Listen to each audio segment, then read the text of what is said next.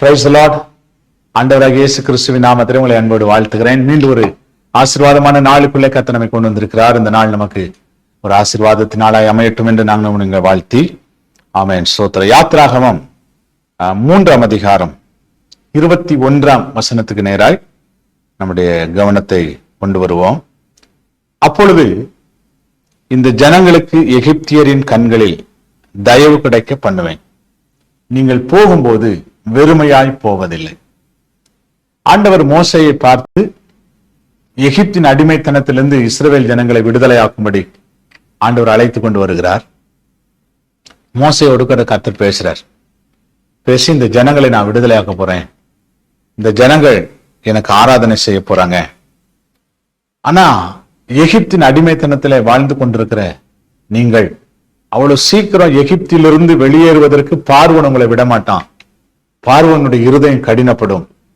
ஆனா ஒன்னே ஒண்ணு நீங்க அறிந்து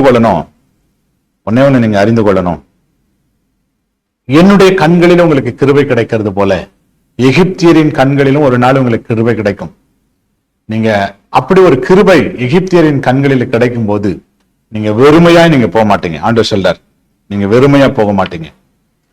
தேவ பிள்ளைகளை, இன்றைக்கு ஏதோ ஒரு காரியத்துல நம்முடைய வாழ்க்கை அடிமைப்பட்ட ஒரு நிலைமையில் இருக்கிறோம்.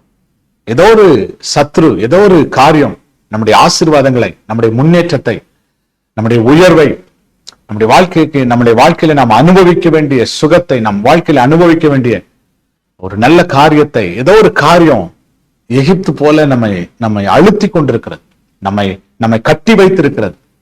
நம்முடைய ஆசீர்வாதங்களை, நம்முடைய உழைப்பை, ஆமா நம்முடைய பலனை அது திருடி கொண்டிருக்கிறது. கர்த்தருடைய ஆவியானவர் சொல்றாரு, அதுல இருந்து நான் உங்களை விடுதலையாக்க போறேன், அதுல இருந்து நான் உங்களை வெளியே கொண்டு வர போறேன். சீக்கிரத்துல அந்த காரியம் நடக்கும். ஆனா ஒண்ணு, நீங்க அங்கிருந்து வெளியே வரும்போது அந்த சத்ருவின் கையிலிருந்து பிடிச்சு வச்சிருக்கான்ல, உங்க உழைப்பை பிடிச்சு வச்சிருக்கான் இல்லையா, அதுல இருந்து நீங்க வெளியே வரும்போது நீங்க வெறுமையா வருவதில்லை, அதை கொள்ளையாடி கொண்டு வர போகிறீங்க. என்னென்ன காரியம்? அந்த இஸ்ரவேலர்கள் 430 வருஷம் அந்த எகிப்தில அவங்க உழைத்தார்கள். கஷ்டப்பட்டு பல காரியத்தை கட்டினார்கள். உங்களுடைய உழைப்பு எல்லாம் அங்கதான் போட்டாங்க. ஆமா, அவங்க வெளியே வரும்போது ஆண்டவர் வெறுமையா கொண்டு வர விரும்பல.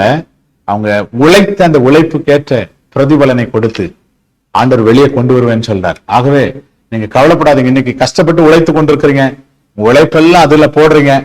ஒருவேளை உங்களுக்கு வர வேண்டிய நன்மை வராதது போல இருக்கலாம். ஆனா கர்த்தர் சொல்றார், சீக்கிரத்துல அங்கிருந்து வெளியே கொண்டு வருவேன்.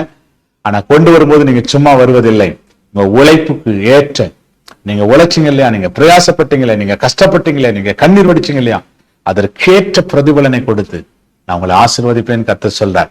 ஆண்டவருக்கு நன்றி சொல்லி ஜெபம் பண்ணலாமா? நல்ல ஆண்டவரே, இந்த வார்த்தைக்காக நாங்கள் ஸ்தோத்திரிக்கிறோம். எங்க வாழ்க்கையிலும் கர்த்தாவே, ஆண்டவரே, நாங்கள் ஆண்டவரை எகிப்தியர்கள் எங்க வாழ்க்கையில ஆண்டவரே ஸ்தோத்திரம், எங்களுடைய உழைப்பை ஆண்டவரே ஸ்தோத்திரம், நாங்க ஆண்டவரே அதை பெற்றுக்கொள்ள முடியாதபடி, அனுபவிக்க முடியாதபடி எங்களை ஆண்டவரை நொறுக்கி, எங்களை நெருக்கி கொண்டிருக்கிறாங்கப்பா. கர்த்தர் ஒரு நாள் வெளியே கொண்டு வருவேன்னு சொல்றீங்க, அது இந்த நாளை அமையட்டப்பா. நாங்க வெளியே வரும்போது நாங்க சும்மா வருவதில்லை ஆண்டவரை, எங்க உழைப்புக்கேற்ற, எங்க ஆண்டவரை பிரயாசத்திற்கேற்ற பிரதிபலனை கொடுத்து எங்களை ஆசீர்வதிக்க போறீர். அதற்காக ஸ்தோத்திரம். இயேசுவின் நாமத்தில் வேண்டிக் கொள்கிறோம் நல்ல பிதாவே. Amen, amen. Praise the Lord.